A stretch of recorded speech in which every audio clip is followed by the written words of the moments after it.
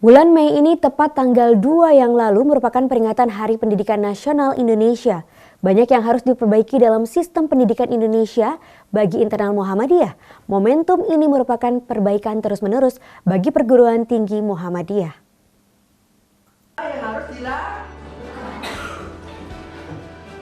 Muhammadiyah terkenal dengan gerakan-gerakan di bidang pendidikan, kesehatan, dan ekonomi.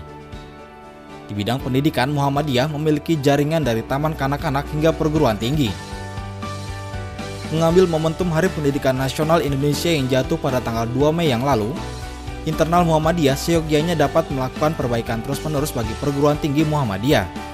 Muhammadiyah kan sudah lama ya kita terkenal dengan gerakan kesehatan, gerakan dalam bidang pendidikan, dan gerakan dalam bidang ekonomi. Saya kira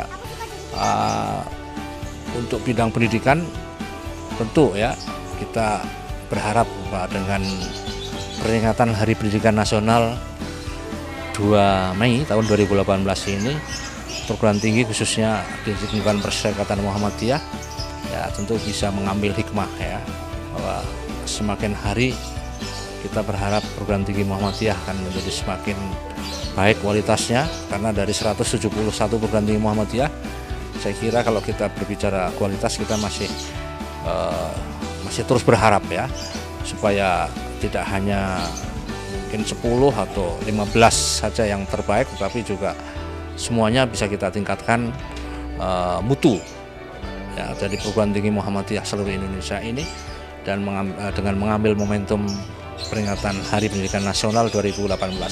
Jadi kata kuncinya adalah bagaimana kita bisa melaksanakan continuous improvement ya, perbaikan yang terus-menerus di lingkungan perguruan tinggi Muhammadiyah tercinta kita ini. Muhammadiyah sendiri memiliki jaringan pendidikan terbesar setelah pemerintah. Ribuan sekolah dasar, menengah, dan atas tersebar di seluruh Indonesia.